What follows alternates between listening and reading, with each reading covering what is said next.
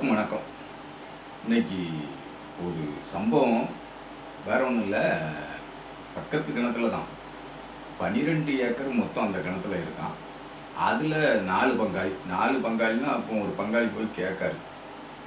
அதாவது எல்லாருக்கும் பிள்ளைக்கு 3 ஏக்கர் வரணும்லாடே, 12 ஏக்கர் இருக்குன்னா பிள்ளைக்கு 3 ஏக்கர் வரணும்லாடே அப்படின்னு கேட்காரு. அப்போ எனக்கு 3 ஏக்கர் வரணுங்களா அப்படின்ட்டு ஒரு பங்காளி கேட்காரு.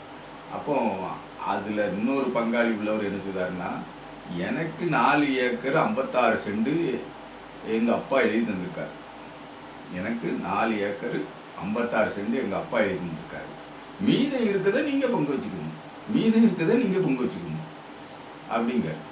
அதாவது அவ அப்பா 4 ஏக்கர் 56 சென்ட்டை எழுதி கொடுத்துட்டாராம். அண்ணன் தம்பி 4 பேரில் ஒருத்தர் வந்து தான் பிள்ளைக்கு 4 ஏக்கர் 56 சென்ட்டை எழுதி கொடுத்துட்டாராம். மீதி இருக்கிறத மீதி 3 பங்காளிகள் பங்கு வச்சுக்கணும்.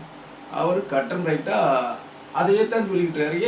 இது தப்புலாடி, இந்த பாகப்பிரிவு தப்புலாடி, உனக்கு மட்டும் எப்படி அது வரும், உங்கள் அப்பா எழுதி வந்து தப்புலான்ட்டு இவர் திரும்ப பேசிக்கிட்டு இருக்காரு. அவர் 4 ஏக்கர் 56 சென்ட் எனக்கு இருக்குது அப்படின்ட்டு சொல்லிக்கிட்டு இருக்காரு இல்லைங்களா. இந்த வழக்கு எப்படி திக்குது அப்படிங்கிறதுலாம் வந்து எப்படி திக்குது உங்கள் பார்வைக்கு விட்டுருப்போம். பிறகு அது கோர்ட்டுக்கு போய் தான் முடியும்னு வச்சுக்கிட்டுங்களேன். இப்போ அதை இப்போ உங்கள் பார்வைக்கு விட்டுருவோம். இப்போ நம்ம எங்கள் அண்ணன் சீமான், மதிப்புமிகு சீமான் இருக்கார்ல, சீமான் என்ன சொல்கிறாருன்னா, பாப்பான்னு சொல்லி ஒதுக்கி வைத்தது யாருடா, இவரை தமிழர் அல்ல அப்படின்னு ஒதுக்கி வச்சது யாருடா, இவரென்று எவர் தமிழர்? எங்க தாத்தா ஊவே சாமிநாத ஐயர், அவரென்று எவர் தமிழர்? ஒவ்வொரு பக்கமா காலில் செருப்பு கிருப்பு கூட போட்டாம, ஆமா நட்டையா நடந்து ஒவ்வொரு பக்கமா தேடி தேடி தேடி அலைஞ்சி ஓலச்சோடியா புறக்கிட்டு வந்து என் தமிழை காப்பாற்றி வச்சவன்டா எங்க தாத்தா சாமிநாத ஐயர். அவர் தமிழர் இல்லைன்னா நீ 400 வருஷமா வந்து இப்பதான் வந்திருக்க, அவர் 3000 வருஷமா இருக்காரு. அவரு தமிழர் இல்லைன்னா எவருடா தமிழர்? எவருடா புடிச்சு வச்சான் எங்க தாத்தாவை? அவரை போய் தமிழர் இல்லைன்னு எவன்டா புரிச்சு வச்சான்? நீ புரிச்சு வைப்பியோ அப்படின்னு எங்க அண்ணன் சீமா காட்டுக்கத்தல் கத்தி இருக்காரு. எல்லாரும் பார்த்த உடனே என்னடா அண்ணன் இப்படி, அண்ணனுக்கு வந்த இந்த கோமாரி நோய் அப்படின்னு எல்லாரும் பார்த்து சிரிக்காங்க. அண்ணனுக்கு வந்த கோமாரி நோயால் அண்ணன் சீமாண்ணன் இந்த மாதிரி கத்துறா அப்படின்ட்டு சிரிக்காங்க. இருந்தாலும் எங்கள் அண்ணன் சீமானுக்கு நாம் வந்து சில விளக்கங்கள் சொல்ல வேண்டியிருக்கு. ஏன்னா எங்கள் அண்ணன் சீமான் காதில் ஊத சங்கு வேற மாதிரி தான். அந்த சங்கு வந்து பிரயோஜனம் இல்லை. அவர் நம்ம பகுதியில் தெக்கன்னு வச்சுக்கிட்டுங்களேன், அவர் பகுதியில் எங்கேயோ அங்கே போச்சல் தான் அந்த சங்கு ஊதுனாலும் கேட்காதில்ல. அதே மாதிரி அவர் காதில் ஊத சங்கு கேட்காது அப்படிங்கிறதுனால. ஆனால் அந்த சீமானுடைய தம்பிகள் இருக்காங்களே, நாம் தமிழர் பாய்ஸ், அந்த பையங்க, அந்த வெறு முட்டி தம்பிகளுக்கு நாம் சொல்லுறது காதில் ஏறினாலும் ஏறலாம்ல. அதுக்காக வேண்டி தான் நாம் இந்த வீடியோவில் சொல்லுவோம். சரி, அதுக்கு முன்னாடி நம்ம அண்ணன் சீமான் பார்ப்பான்களை ஆதரித்து பேசியிருக்காரா? எல்லாரையும் நம்ம மூர்க்கமாக எதிர்க்கலை. அந்த கொள்கை கோட்பாடை, அந்த சித்தாந்தத்தை எதிர்க்கும். 12 ஏக்கரில் 4 பிரிவாக பிரிக்கணும்லடே அப்படின்னா எப்படி பிரிக்குது அப்படின்னு நீங்கள் என்ன கேட்டீங்கன்னா, பிள்ளைக்கு 3 ஏக்கரையா அப்படின்னு சொல்லுவேன். அவன் 4 ஏக்கர் 56 சென்ட்டுனான்னா அது நியாயமா? அந்த சித்தாந்தம், அந்த கோட்பாடு யார் வச்சுருக்காங்களோ அவர்களைத்தான் நம்ம எதிர்க்கும், அவர்களைத்தான் பார்ப்பான் அப்படின்னு அவங்க மேலாதிக்கம் இப்படி இருக்குது அப்படின்னு நம்ம எதிர்க்கும். எதுவுமே கதை இல்லை, நட்சத்திரத்தை தான் சொல்லிகிட்டு இருக்கு. இன்று நடந்த நிகழ்வை தான் உங்களுக்கு அந்த இந்த இடத்துல வந்து ஏக்கர் கணக்கு வேணால் வித்தியாசமாக இருக்கலாம், மற்றபடி இட பிரச்சனை தான். அந்த நிகழ்வை தான் இப்போ உங்களுக்கு சொல்லியிருக்கு. இப்போ எங்கள் அண்ணன் சீமா வந்து பேசியிருக்காருல்ல, அவர் பேசியிருக்க வீடியோ நீங்கள் கொஞ்சமாக பார்க்கணும். ஏன்னா தம்பிகள் வந்து பார்க்காமலே இவர் கதை சொல்லுதான்ட்டு வேற சொல்லிடுவீங்க, பார்த்துக்குங்க. என்னிடத்தில் இருக்கிற நூல்களை எல்லாம் சேமித்து தந்த பெருமகன் கூவே சாமிநாத ஐயர். அவரையே எதிர்த்த செந்தமிழ் நாடு என்னும் போதிநிலை இன்ப தேன் வந்து வாயுது காதிநிலை என்று பாடிய எங்கள் பாட்டன் பாரதி. சாதிகள் இல்லையடி பாப்பா என்று பாடிய பாரதியை எனக்கு பாப்பான் என்று சொல்லித் தந்தவன் எவன்? அது யாரடா? அது யாரு? இந்த 3 பேரை தாண்டி ஒரு தமிழன் உண்டாடா? உண்டா? இவனை எவன் அடிப்படையில் எதிர்த்த? 400 ஆண்டுகளா இருக்கிறவங்கள நாங்க எதிர்க்கல. ஆனா 3000 ஆண்டுகளா அண்ணன் ரொம்ப தெளிவா பேசியிருக்காரு. சரி, இந்த தேவதாசி முறைன்ட்டு ஒரு முறை கோயில்களில் நடனம் ஆடுறது, அங்கே உள்ள இந்த யாரு இந்த புரோகிதம் பண்ணுவாங்கல்ல, புரோகிதம் இல்லைன்னா சாமிக்கும் நமக்கும் நடுவில் ஊடா ஒருத்தர் இருப்பாங்கல்ல, அவளை வந்து நம்ம பார்ப்பாமோ, இவங்க என்ன சொல்லுவாங்களோ, யார் நம்ம அண்ணன் ஜீமா என்ன சொல்லுவாங்களோ தெரியாது, அந்த ஊடா இருந்துக்கிட்டு இந்த 2 பேருக்கும் இடைப்பட்ட வேலையை பார்த்துக்கிட்டு இருப்பாங்கல்ல, அவங்க சாமிக்கும் நமக்கும் நடுவில், நமக்கு அந்த கொள்கையில் இல்லை, பொதுவாக மக்கள்கிட்ட இருக்கிறத சொல்லுது. அப்போ அவங்க அந்த பாப்பான் இருக்காங்கல்ல, அவங்க அந்த தேவதாசி முறையில் அங்கே நடனம் ஆடின போக அந்த அம்மா களைச்சி வந்திருக்கோம். சரிப்பா அப்படின்னு அவர் ஒரு கண்ணை அப்படி காட்டினார் வைங்க, அந்த அம்மா மாறி அவர் கையை காலை எல்லாத்தையும் அமைக்கி விடுறதுக்கு போகணும். இதுதான் தேவதாசி முறை. இந்த முறையை ஒழிப்பதற்கு நம்ம தமிழ்நாடு சட்டமன்றத்தில் தீர்மானம் கொண்டு வராங்க டாக்டர் முத்துலட்சுமி ரெட்டி அம்மையார் அவர். அப்போ அதை கடுமையாக எதுக்குறது யார்? சத்தியமூர்த்தி ஐயர் என்ற பாப்பான். எங்கள் அண்ணன் சீமானுக்கு தெரியுமா? அப்படி எங்கள் அண்ணனுக்கு தெரியும். ஏன்னா சத்தியமூர்த்தி ஐயர் சட்டப்பையில் இருந்த பேனாவை எடுத்து எங்கள் அண்ணன் எழுதியவர். அதனால எங்கள் அண்ணன் சீமானுக்கு சத்தியமூர்த்தி ஐயரை நல்லா தெரியும். அதனால நம்ம தெரியாதுன்னு மட்டும் எதையும் கடந்து போயிடக்கூடாது. அதனால எங்கள் அண்ணனுக்கு சீமானுக்கு சத்தியமூர்த்தி ஐயரை நல்லாவே தெரியும். அந்த சத்தியமூர்த்தி ஐயர் என்ன பண்ணாருங்கிறது எங்கள் அண்ணன் சீமானுக்கு தெரியும். சட்டமன்றத்தில் என்ன பண்ணாரு? சனாதன கோட்பாட்டை நான் அந்த விரோதமாக ஒருபோதும் செயல்பட மாட்டேன், செயல்பட இந்த அரசையும் அனுமதிக்க மாட்டேன். ஆமாம், கடவுள் காரியம் அது. தேவதாசி முறை என்பது கடவுள் காரியம். அதை ஒழிப்பதென்றால் அதை ஒழிப்பது முடியவே முடியாது. சனாதனத்தை ஒழிப்பதற்கு சமம். அதை ஒழிப்பதற்கு நான் ஒருபோதும் ஒத்துக்கொள்ள மாட்டேன். நான் ஜெயிலுக்கு போனாலும் போனே தவிர இதுக்கு ஒத்துக்கிட மாட்டேன் அப்படின்னு நம்ம சத்தியமூர்த்தி ஐயர் குறுக்கால சட்டமன்றத்தில் படுத்துக்கிட்டாங்க. அப்போ அம்மையார், நம்ம பெரியார் தான் அம்மையாருக்கு வழிகாட்டி. முத்துலட்சுமி ரெட்டி அம்மையாருக்கு நம்ம பெரியார் தான் வழிகாட்டி. அந்த அம்மா வேற ஒன்றும் சொல்லலை, ஐயர்வாள் நீங்கள் வந்து இந்த தேவதாசி முறை இருக்கணும்னு ரொம்ப விரும்புதிய, ஒன்றும் பிரச்சனை இல்லை, உங்கள் வீட்டு உங்கள் ஆற்று பொண்களை அந்த பணிக்கு அனுப்பி வைங்க, ரொம்ப நல்லது, கடவுளும் கோவிச்சிக்க மாட்டார், கடவுள் காரியமும் நல்லபடியாக ஆயும் அப்படின்னு இந்த அம்மா சொன்ன உடனே சத்தியமூர்த்தி ஐயர் நவத்வாரங்களையும் பொத்தி கொண்டு இருந்தார். அன்றுதான் தேவதாசி முறை ஒழிக்கப்பட்டது.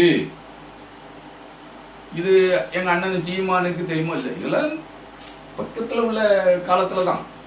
அந்த காலத்தில் தெரியுமா தெரியாதா அப்படின்னா எங்கள் அண்ணனுக்கு தெரியும். ஏன்னா சத்தியமூர்த்தி ஐயரும் வரும் ஒன்னடியாக ஓடி பிடிச்சி விளையாண்டவங்கன்னு சொல்ல வந்தேன்னு வைங்களேன். அது அப்படி இருக்கட்டும். இன்னும் பாருங்கள், பாப்பான் 3000 ஆண்டுகள் வந்து இருந்த தமிழன்னு ஏற்றுக்க முடியலையே அப்படிங்கிறாரு. கிமு 700க்கும் கிமு 200க்கும் இடைப்பட்ட அந்த காலத்தில், அதாவது கடன் வாங்கினால், அப்போ இருக்க அரசாங்கம் யாருடையதோ அவங்கக்கிட்ட இருந்து கடன் வாங்கியிருந்தால் விவசாயிகளுக்கு 60 ரூபா வட்டி, விவசாயிகளுக்கும் சூத்திரர்கள் என்பவர்களுக்கும் 60 ரூபா வட்டி, வைசியருக்கு 48 ரூபா, சத்திரியருக்கு 36 ரூபா வட்டி. ஆனால் பாப்பான்ங்கிறவனுக்கு 24 ரூபா தான் வட்டி. இதில் வித்தியாசம் தெரியுதா எப்படி? ஓ அண்ணன் சீமாண்ணே, நாம் ஒடுக்கப்பட்டோம், நசுக்கப்பட்டோம், நம்ம மேலே வரி மேலே வரி விதித்தான், வட்டி மேலே வட்டி வச்சான், அவனுக்குன்னா சலுகை காட்டுனா அப்படிங்கிறது தெரியுதா? எப்படி எங்கள் அண்ணன் சீமானுக்கு தெரியட்டாலும் எங்கள் மலமட்ட தம்பிகளுக்கு தெரியணும்ல. ஏன்னா தம்பிகள் வந்து அவங்க காரியமே கண்ணா இருப்பாங்க. எந்த இடத்துலையும் வந்து கட்சி பண்ணிலாம் போக மாட்டாங்க. அவங்க காரியத்தில் கண்ணா இருப்பான். அவன் தொழில் அவன் இது அப்படிங்கிறதுல கண்ணா இருப்பான். எவனாவது வந்து இழிச்சவன் வந்து கொடியாத்துவானா அப்படின்னு நினைக்கக்கூடிய தம்பிகளை தான் நான் பார்த்துருக்கேன். அதனால தான் அவன் காரியத்தில் கண்ணா இருப்பான். இதை கொஞ்சம் பார்த்தான்னா தெரியும். செயல்படுறதுக்குன்னு இணையதளத்தில் செயல்படுறதுக்குன்னு வேற தம்பிகள் இருக்காங்க, கூலிப்படை மாதிரி இருக்காங்க. அப்போ கூலிப்படையத்தை விட கேவலமான கூலிப்படையாக இருக்காங்க, அது வேற. ஆனால் நார்மலாக இருக்கிற தம்பிகள் இப்படி தான் இருக்காங்க அப்படிங்கிறதையும் சொல்லணும். இப்போ அது அந்த விகிதம் வச்சரம் உங்களுக்கு புரியுதா புரியலையா? சரி, அதை விடுங்க. நம்ம இந்த ஊவே சாமிநாத ஐயர் தம் தாத்தா இருக்கார்ல, உங்கள் தாத்தா, இந்த பார்ப்பனிய தாத்தா, பார்ப்பன் தாத்தா எங்கள் அண்ணன் சீமானுடைய தாத்தா. எங்கள் அண்ணன் சீமானுடைய வம்சம்னு சொல்லப்படுது அந்த நாடார் வம்சம். அந்த நாடார் வம்சம் கழுகுமலையில் அப்போதைய நெல்லை மாவட்டம், இப்போதைய தூத்துக்குடி மாவட்டம்னு வைங்களேன். அந்த கழுகுமலையில் தேரடி தெருக்களில் நாடார் நுழைய முடியாது. தேரடி தெருக்களில் கோயிலுக்குள்ளே நுழைய முடியாதுங்கிறது விடு, தேரடி தெருக்களிலே நுழைய முடியாது. அந்த அளவில் பார்ப்பானுடைய ஆதிக்கம் இருந்தது. அந்த ஆதிக்கத்தை எதிர்த்து இவங்க நாடார்கள் எல்லாம் நீதிமன்றம் போனப்ப, ஏன் இங்கிலாந்து நீதிமன்றத்துக்கே போயிட்டாங்க. இங்கிலாந்து நீதிமன்றமே போனப்ப ஆதாரங்களுடன் போய் அவங்க வந்தால் தீட்டாயிரும். யாரு? பாப்பான்க நாடார்கள் வந்தால் கோயில் தீட்டாயிரும், அந்த தெருவே தீட்டாயிரும். அதனால உள்ள வரக்கூடாதுன்னு தமிழ் தாத்தா தான் எங்கள் அண்ணன் சீமானுடைய தாத்தா. அந்த தமிழ் தாத்தா தான் லண்டன் ஃபோர்ட்டில் போய் ஆதாரங்களை சமர்ப்பித்து வாதாடின பெருந்தகையாளர். அப்போ எந்த அளவில் நம்ம ஒடுக்கி வச்சுருக்காங்க அப்படிங்கிறத இன்னும் கொஞ்சம் பம்மா நம்ம ராஜகோபாலாச்சாரியார்னு இருக்கார்ல, இவர் ஆட்சிக்கு வந்த அந்த காலகட்டத்தில் முதல்ல ஒரு 2500 பள்ளிகளை மூடினார். பிறகு ஒரு 6000 பள்ளிகள், ஆக 8500 பள்ளிகளை மூடினார். யாரு? ஐயர். நம்ம பாப்பான் எங்கள் அண்ணன் சீமானுக்கு சொந்தக்காரர், தமிழர். பாப்பான் 8500 பள்ளிக்கூடங்களை மூடினார். இப்போ 27,000 பள்ளிக்கூடங்களில் ஊபி அரசு மூடி இருக்கு. 3000 மதுக்கடைகளை திறந்துருக்கு. 27,000 பள்ளிக்கூடங்களை, ஆரம்ப பள்ளிக்கூடங்களை மூடி இருக்கு. உத்தரப்பிரதேச அரசுக்கு வந்து எதுக்கு பள்ளிக்கூடம் எதுக்கு தேவைப்படுது? அவன் தான் இருக்கான ஓட்டு குத்துறதுக்குன்னே. ஆமாம், ஏகே ஏகே அப்படின்னா போதும் ஓட்டை குத்தி போடுவாங்க அப்படின்னு இருக்கும்போது பள்ளிக்கூடங்களை மூடிட்டு போக வேண்டியதானே. அதே மாதிரி தான் ராஜாஜி 8500 பள்ளிக்கூடங்களை மூடினார். சரி, மூடினது மட்டும் இல்லைப்பா, எங்கள் அண்ணன் சீமானுக்கு சொல்ல வேண்டியதில்லை. எங்கள் அண்ணன் சீமானுக்கு அதை மூட சொல்லி எங்கள் அண்ணன் சீமான் தான் ராஜாஜி அவர்களை அறிவுறுத்தியதே. எங்கள் அண்ணன் சீமான் தான். எனக்கு அப்போ பிறக்கவே இல்லை அப்படிங்களா? நோ நோ நோ அப்படிலாம் சொல்லுவேன். எங்கள் அண்ணன் சீமா வழிகாட்டுதலில் தான் எல்லாம் நடந்துக்கிட்டு இருக்குப்பா, நீங்கள் ஒருத்தன் அப்படின்னு சொல்லக்கூடாது. எங்கள் அண்ணன் எல்லாம் அப்போலாம் இருந்தார். அப்போ மூடினாரா? ராஜாஜி மூடினாருன்னு. மூடினதோட விடலை, 12 லட்சம் ரூபா செலவில். இப்போ 12 லட்சம்னா பல 100 கோடியை தாண்டும். அப்போதைய மதிப்பில் 1958 உள்ள மதிப்பு இப்போ பல 100 கோடி, என்ன பல 1000 கோடியை தாண்டும் வைங்களேன். அந்த 12 லட்சம் ரூபா மதிப்பில் 12 லட்சம் ரூபா செலவில் வேத பாடசாலையை நிறுவினார். இந்த வேத பாடசாலையை யாருக்காவது நிறுவியிருப்பார்? ராஜகோபாலாச்சாரியார், மூதறிஞர் ராஜகோபாலாச்சாரியார். எங்கள் தாத்தா, எங்கள் சீமானனுடைய தாத்தா. அதெல்லாம் எங்கள் சீமானுடைய வலதுக்காரர் அப்படின்னு வச்சுக்கிட்டுங்களேன். இவரை தமிழர் என்று சொல்லாமல் இவரை பார்ப்பான் என்று சொல்வதா? கொதிக்கிறது நெஞ்சம், கொஞ்சம் நெஞ்சம் இல்லை, குருதி கொதிக்கிறது. எங்கள் அண்ணன் சீமானுக்கு எவன்டா இவர்களை தமிழன் என்று சொல்லாது? எவன்டா? எங்கள் அண்ணன் சீமான் தான் கேட்டுக்கிட்டு இருக்காரு. நமக்கு அந்த கத்துனா தொண்டை வரன்றும் தான். இருந்தாலும் எங்கள் அண்ணன் சீமானு சொல்லி காட்ட வேண்டியிருக்குல்ல. 12 லட்சம் ரூபாய்க்கு வேத பாடசாலை நிறுவினார். யார் அப்ப வீட்டு காசுல அப்படின்னு எங்க அண்ணன் சீமான் தான் கேட்பாரு. நம்ம கேட்கக்கூடாது. எங்க அண்ணன் யாருன்னாலும் தடித்தனமா பேசுறாரு, நம்ம அப்படி கேட்கக்கூடாது. அந்த நேரத்துல 12 லட்சம் ரூபான்னா பல ஆயிரம் கோடிக்கு சமம். அது யாரப்ப வீட்டு காசு, யாரப்ப வீட்டு வரி பணத்துல இந்த மாதிரியான வேலைகளை ராஜகோபாலாச்சாரியார் செய்தார். இப்போ நாம படிக்கக்கூடாது. நாம சூத்திரவாள், அதெல்லாம் தேவர், கோனார், அகமுடையார், செட்டியார், நாவிதர், வண்ணார், புலையர், உடையார், நாடார் அப்படின்ட்டு இருக்கிற சமூகத்தில் ஏதோ ஒன்றுன்னு வச்சுக்கிட்டுங்களேன். நாமெல்லாம் சூத்திரவாள், நாம் படிக்கக்கூடாது. ஆனால் வேத பாடசாலை வச்சுருந்தா யார் படிப்பா? அவர்கள் படிச்சிருவாங்க, பாப்பான்கள் படிச்சிருவாங்க. அப்போ அவரை நம்ம தமிழன்னு ஏற்றுக்கணும். 1921 தமிழர்கள், தமிழ்நாட்டில் தமிழர்கள் படித்தவர்கள், இந்த தமிழர்கள் இருக்காங்கல்ல படித்தவர்கள் 100க்கு எத்தனை பேர் இருந்திருப்பாங்கன்னு நினைக்கிய? 1% கம்மி. படித்தவர்கள் என்பவர்கள் 1% கம்மி. ஆனா பாப்பான்கள் எத்தனை பேர் இருந்திருப்பாங்கன்னு நினைக்கிய? நினைக்க கூடாது இல்ல. அது அது எல்லாமே அவங்க தான் இருப்பாங்க. என்ன அப்படித்தானே? அது அவங்க தான் இருக்கணும். அது அது பாப்பான்லாம், அது அவங்க தான் தமிழர். எங்க அண்ணன் பார்வையில் அவங்க தான் தமிழர். வேற யார் தமிழர்னு வச்சுக்கிட்டீங்க? எங்க அண்ணன் பார்வைக்கு அவங்க தமிழராக இருக்கிறதுனால அது தமிழர் அப்படின்னு வச்சுக்கிட்டுங்களேன். சரி, கோயில் நுழைவு போராட்டத்தை முன்னின்று உடைத்தவர் நம்ம பாப்பான் தான் அப்படின்னு நம்ம அண்ணன் சொல்லுவாங்க. மதுரை மீனாட்சி அம்மன் கோயிலுக்குள்ள 1939 தாழ்த்தப்பட்டவர்கள் கோயில் நுழைவு போராட்டம் நடத்தினாங்கிறதுக்காக அங்கே உள்ள பாப்பான்கள்லாம் சேர்ந்துக்கிட்டு கோயிலை இழுத்து கூட்டிட்டாங்க. கோயில் தீட்டாயிடுச்சு அப்படின்னு இழுத்து கூட்டிட்டாங்க. அது தெரியுமா எங்கள் அண்ணனுக்கு? யார் பாப்பான், யார் தமிழர் அப்படின்னு எங்கள் அண்ணன் தானே சொல்லுவார். அது தெரியுமா எங்கள் அண்ணன்? இங்கே தாழ்த்தப்பட்டவர்னா யார்? அயல் நாட்டுக்காரனா? நம்ம தமிழன் இல்லையா? பின்ன அண்ணன் பார்வையில் யார்? ஓ அவரெல்லாம் வேற. என்ன வந்து 400 வருஷம் ஆனவர்கள் அப்படி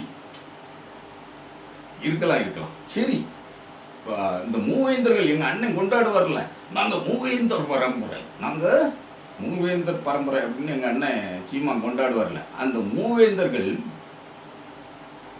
பார்ப்பான்களுக்குன்னு மட்டும் 2840 சதுர்வேதி மங்கலம் கொடுத்துருக்காங்க. 2840 சதுர்வேதி மங்கலம் கொடுத்துருக்காங்க. ஒரு தேவர், எல்லாம் ஒரு அகமுடையார், ஒரு நாடார், ஒரு கோனார், ஒரு செட்டியார், இல்லை ஒரு நாடா, ஏதோ ஒரு தாழ்த்தப்பட்ட, எல்லாம் ஒடுக்கப்பட்ட, அல்லனா விளிம்பில்லை சமூகத்தை சேர்ந்த, அல்லது நீங்கள் சொல்லுத மொத்தமாக சொல்லுங்களேன் சூத்திரன்ட்டு. அந்த சூத்திரன் எவனுக்காரு ஒரு சதுர்வேதி மங்கலம் கொடுத்துருக்கானாப்பா இந்த மூவேந்தர் அரசாண்டவன்? கிடையாது, கொடுக்க மாட்டான். என்ன பாப்பான் தான் அங்கங்கே எல்லா பதவியிலும் இருப்பான், அதனால கொடுக்க மாட்டான். சரி, இன்னொரு விஷயம் தெரியுமா? அதாவது இந்த இந்த சென்னை மாகாண கல்லூரி இருக்குல்ல, மாகாண கல்லூரி, அந்த கல்லூரியில் சமஸ்கிருத பாடசாலை, அந்த சமஸ்கிருத வாத்தியாருக்கு, பேராசிரியருக்கு குப்புசாமி ஐயர், எங்கள் அண்ணன் சீமானுடைய தாத்தா, தமிழ் தாத்தா. அந்த தமிழ் தாத்தாவுக்கு குப்புசாமி ஐயருக்கு மாத சம்பளம் எவ்வளவு தெரியுமா? 300 ரூபா. 300 ரூபா. அதே இது தமிழ் பேராசிரியர் நமச்சிவாயம் முதலியார் அவர்களுக்கு சம்பளம் எவ்வளவு தெரியுமா? தம்பிகள் கவனமா கேட்கணும். நமச்சிவாயம் முதலியார் அவர்களுக்கு, இவர் தமிழரா இல்லை வேற ஆளா? ஏன்னா இவர் தமிழ் பேராசிரியர். சமஸ்கிருத குப்புசாமி ஐயருக்கு, சமஸ்கிருத பேராசிரியருக்கு 300 ரூபா சம்பளம். சென்னை மாநில கல்லூரியில் அன்று 300 ரூபா சம்பளம்.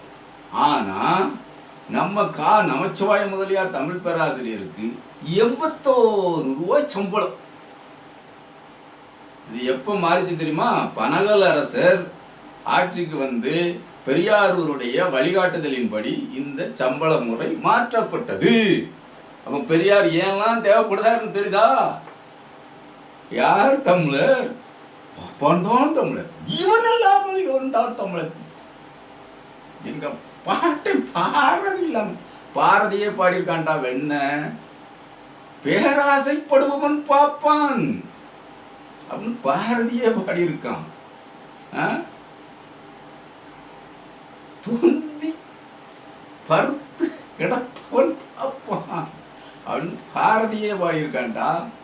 நீ பாப்பானை இந்த பாரதியை போய் பாப்பாங்கிற சிமிழுத்தில் அடக்குவதா எங்க அண்ணன் கொந்தளிக்கார். அவரும் தான் நிறைய தவறு பண்ணியிருக்காரு. வேண்டாம், பாரதியை நம்ம ரொம்ப ஆராய்ச்சிக்குள்ள போக வேண்டாம். 1921 10 வயதுக்கு உட்பட்ட, 1 வயசு 2 வயசுலேருந்து 10 வயதுக்கு உட்பட்ட குழந்தைகள், சிறுமிகள், விதவையான சிறுமிகளுடைய எண்ணிக்கை என்ன தெரியுமா? இந்தியாவில் 1,00,000க்கும் மேல். இது யார் செய்த சதிங்க? பார்ப்பான் செய்த சதி. இப்போ வேற பேத்ததான்ல பாப்பாங்க, இப்போ வேற பேத்தான்ல. எல்லாருமே அந்த 8 வயசுல திருமணம் பண்ணினா மோட்சத்துக்கு போவான்ட்டு அப்படி தாண்டா பண்ணி பண்ணி பண்ணி இது அர்த்தம் வேற மாதிரி போகுதோ? பன்றி இல்லை, அப்படிதான் பண்ணி, அப்படித்தான் சொல்லை.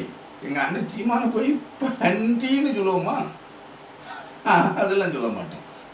1925 பாப்பா ஆதிக்கத்துக்கு பேர் கன்னியாகுமரி கோயிலுக்குள்ளப்பா நம்ம காந்தியார் இருக்கார்ல, மகாத்மா காந்தி, நம்ம தேசத்தந்தை, நமக்கு சுதந்திரம் வாங்கி கொடுத்தவா. சுதந்திரத்துக்கு முன்னாடி ஆங்கிலேயர் ஆட்சி காலத்தில் சிறைப்பட்டவர் நம்ம காந்தியார். ஆனால் அவருக்கு உயிருக்கு உத்தரவாதம் இருந்துச்சு.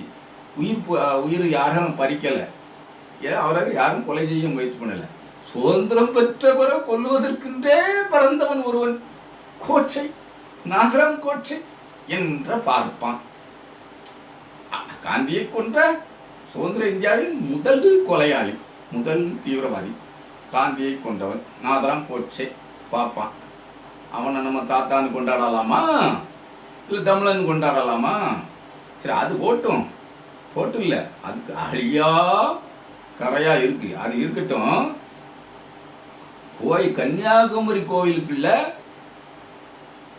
வெளிநாடு சென்று வந்தவர் காந்தின்னுட்டு கன்னியாகுமரி கோயில் அதாவது சுத்தி பாரு, உள்ள வந்துடாத, கோயில் உள்ள வந்துடாத அப்படின்னு காந்தியாருக்கு மறுப்பு தெரிவிச்சிட்டாங்க. யாருன்னா நம்ம பாப்பான். 1892 1911 வரை பார்ப்பானிய ஆதிக்கம் எப்படி இருக்குன்னு பார்த்துக்க. அதுக்கு மேலேயும் இருந்தது, அதுக்கு முன்னாடி இருந்துச்சு, அது வேற. பொறியாளர்னா 21 பொறியாளர்ல 17 பேர் அவன் தான், வேற ஆள் இல்லை. பாரு, அவன் படிச்சிருக்கான், அவன் வந்திருக்கான். இதுல என்ன இருக்கு? பெருமையான விஷயம் இல்லை, அவன் தமிழன் இல்ல. எங்க அண்ணன் சீமா சொல்லத்தானே செய்வான், சொல்லாம இருப்பானா? டிப்டி கலெக்டர் இருக்காங்களே, டிப்டி கலெக்டர், அதில் 140 பேர்ல 77 பேர்ல பாப்பான், 77 பேர் பாப்பான். மாவட்ட முன்சீப்பு இருக்காங்க 128 பேர்ல 93 பேர் பாப்பான். 1892 இருந்து 1911 வரை உள்ள நிலவரத்தை பார்த்துக்கோ. பட்டதாரிகள் 650 பேர் அப்படின்னு வச்சுக்க. அதில் 452 பேர் பார்ப்பான் தான். இதில் வேற 1-2 பேர் இருக்காங்கன்னா அதெல்லாம் அவங்க ரொம்ப பணக்காரனா அந்த நேரத்தில் இருந்தவன் தான் படிச்சிருப்பான். மற்ற மொத்த பேர் 1907 உள்ள சட்ட கவுன்சிலுக்கு உறுப்பினர் இருப்பாங்களா, அதில் 12 பேரில் 11 பேர் பார்ப்பான். நல்லா பார்த்துக்கப்பா, பார்ப்பான். ஒருவர் தண்டபாணி தேசிகர்னு ஒருத்தர் அந்த மேடையில் தமிழில் பாட்டு பாடிவிட்டார். தண்டபாணி தேசிகர் தமிழில் பாடலாமோ? அது தீட்டாயிராதோ? எங்கள் அண்ணன் சீமான்கிட்ட கேட்டு சொல்லுங்க, அது தமிழில் பாடின தீட்டாயிரும்ல. பாப்பானுக்கும் நமக்குமான வித்தியாசம். ஏன் அவனு தமிழன் இல்லை அப்படின்னு ஏன் சொல்லுத அப்படின்னு எங்கள் அண்ணன் சீமா கேட்கான்ல. தமிழில் பாடினார் தண்டபாணி தேசிகர் அப்படிங்கிறதுக்காக அந்த மேடை தீட்டாயிடுச்சு அப்படின்ட்டு ஸ்ரீ ராமானுஜ ஐயங்கார் என்ன பண்ணிட்டாரு, அரியக்குடி ராமானுஜ ஐயங்கார் பாடம் மறுத்து வெளியேறியிருக்கார். பிறகு தீட்டு கழிச்சிருக்காங்க. தீட்டு எப்படி கழிச்சிருக்காங்கன்னா, மாட்டு சாணத்தை கரைத்து அந்த கோமியத்தை பிடித்து வந்து எல்லாம் மேடையில் தெளித்து தீட்டு கழிச்ச பிறகு தான் வந்து பாடியிருக்கார். இதெல்லாம் பொய் இல்லை, புத்தகமாக இருக்கு, ரிக்கார்டு. மெனக்கெட்ட அண்ணனுக்கு பதில் சொல்றதுக்காக தேடி பிடிச்சி ஒன்றா படிச்சிருக்குப்பா. எங்கள் தம்பிகள் இதையும் படிக்கணும். எங்கள் அண்ணன் நம்ம அப்படியே டபக்குன்னு பொய்யா சொல்லிட்டு பெறக்கூடாது. பொய் அதில் ஒரு தம்பி சொல்லியிருக்கான், மூக்குருட்டி. எங்கள் அண்ணனை மூக்குருட்டிங்க. எப்போ மூக்கில் வேத்துனா அதுக்காக மூக்கில் கை வைப்பார் அண்ணன். அதுக்காக போய் மூக்குருட்டின்னு அவருக்கு ஒரு பட்டப்பேரை கொடுக்கலாமா? அண்ணன் பொய் சொல்லுத தருணத்தில் தான் மூக்கை உருட்டுதாரு அப்படின்னு வேற சுட்டி காட்டியிருக்காங்க. திருவிதாங்கூர் சமஸ்தானம் இருக்குல்ல, இந்த திருவிதாங்கூர் சமஸ்தானத்தில் எங்கள் அண்ணன் ஜாதியை சேர்ந்தவர் தான். ஜாதியை பற்றி நம்ம பேசல, இருந்தாலும் எங்கள் அண்ணன் ஜாதியை சேர்ந்தவருங்கிறதுனால சொல்லணும். டாக்டர் பல்பு என்பவர் வேலை கேட்டு மனு பண்ணியிருக்காருயா, யோ ஒரு வேலை தாங்கயா உங்கள் சமஸ்தானத்தில், நான் டாக்டர்யா அப்படின்ட்டு மனு பண்ணியிருக்காரு. உடனே அங்கே உள்ள திவான் அவர் பேர் என்ன பேர், ராமாராவ் ஐயங்கார். அவர் என்ன பண்ணிட்டாருன்னா, யோ உனக்கு இங்கே வேலைலாம் கிடையாது, நான் பார்ப்பான், நீ தமிழன், உனக்கு என்னடா இங்கே வேலை, நீ குலத்தொழில் தான் பார்க்கணும். நம்ம ராஜாஜி கதையை இன்னொன்று சொல்ல மறந்துட்டோம். ராஜாஜி வந்து அவன் குலத்தொழில் தான் பார்க்கணும், அப்படி குலத்தொழில் யாரெல்லாம் பார்க்கான்னு கண்காணிப்பதற்கு கூட அதிகாரிகளை நியமிச்சிருந்திருக்காரு அவர் ஆட்சி காலத்தில். அதையும் முதல்ல நம்ம சொல்ல மறந்துட்டோம், இப்போ சொல்லிடுவோம். அதே மாதிரி இவர் ராமராவ் என்ன சொல்லியிருக்காருன்னா, ஐயங்கார் நீ குலத்தொழில் பாரு, உனக்கு நான் 4 தென்னங்கன்று வாங்கி தரேன், அதை போய் நட்டு அதை வளர்த்து அதில் மரம் ஏறி கல் இறக்கு, நீ வாட்டு குடிச்சிட்டு குலத்தொழிலை பார்த்துட்டு போ அப்படின்னு இது பண்ணியிருக்காரு.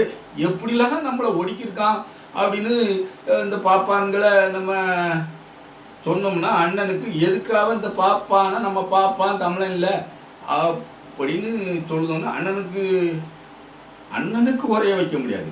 அண்ணன் தான் செவியறுத்த பண்ணி மாதிரி தானே. சர்டி முத்துசாமி ஐயங்கார்னு ஒருத்தர், அவரும் பார்ப்பான், நல்லா பார்ப்பான். அவர் வந்து அதாவது ரொம்ப கஷ்டப்பட்டு, ரொம்ப ஏழ்மை நிலையில் பிறந்தவர், கஷ்டப்பட்டு படித்து முன்னுக்கு வந்து நீதிபதியாக ஆயிருக்காரு. அவங்க வந்து யார் தயவில்லாத நீதிபதியாக படிச்சிருவாங்கன்னு வச்சுக்கிட்டுங்களேன், நீதிபதியாக ஆயிருக்காரு. நீதிபதி ஆன பிறகு எங்கள் அண்ணன் சீமான் தம்பிகள் வெறுமுட்டிகள் கவனத்திற்கு கவனம் பாப்பான்கள் வருகை கவனம். அப்போ நீதிபதி ஆயிருக்காரு. அவர் சாகும்போது முதல்ல அன்னக்காவடி, ஆனால் சாகும்போது 4 லட்சம் ரூபாய்க்கு சொத்து சேர்த்து வச்சுட்டு சேர்த்துருக்காரு. ஒரு நீதிபதிக்கு அப்போதான் சம்பளம் சொற்ப சம்பளம் தான், 4 லட்சம் ரூபா. இப்போ வந்து ஒரு 40,000 கோடி ரூபான்னு வச்சுக்கிட்டுங்களேன். 40,000 கோடி ரூபாய்க்கு சொத்து சேர்த்துருக்காரு முத்துசாமி ஐயங்கார் என்ற பார்ப்பான். ஆனால் அவர் தீர்ப்பு எப்படி இருக்கும் தெரியுமா, சும்மா கன்னு இருக்கும், கன்னு இருக்கும். அவரை தமிழர் என்று சொல்லாமல் யாரை தமிழர் என்று சொல்வதோ, கணவன் மனைவியை அடிக்கலாம், அடித்து கையை கூட முறிக்கலாம், தவறே கிடையாது. இது வந்து சதிபதி விரோதம் கிடையாது. இதுதான் என்னது பத்தினி தர்மம் அப்படின்னு தீர்ப்பு எழுதியவர் சர்டி முத்துசாமி ஐயங்கார். ஐயர் பாப்பான். அவங்களுக்கும் நமக்கும் நோக்கு பிரிவினை விளங்குதோ இல்லையோ? சரி, இப்போ அண்ணன்கிட்ட நம்ம கேள்வின்னு நிறைய இருக்கு, இருந்தாலும் நீண்டுக்கிட்டே போகுது. அண்ணன்கிட்ட இவ்வளோ சொல்லிலாம் திருத்தவும் முடியாது. இப்போ நம்ம தம்பிகள் ஏதேனும் திருந்துவாங்களா, இல்லை அண்ணன் கூட போகிறதுக்கு வருந்துவாங்களா அப்படிங்கிறத பார்க்கறதுக்காக தான் இதை 1 2 எடுத்து வச்சுருக்கோம்ப்பா.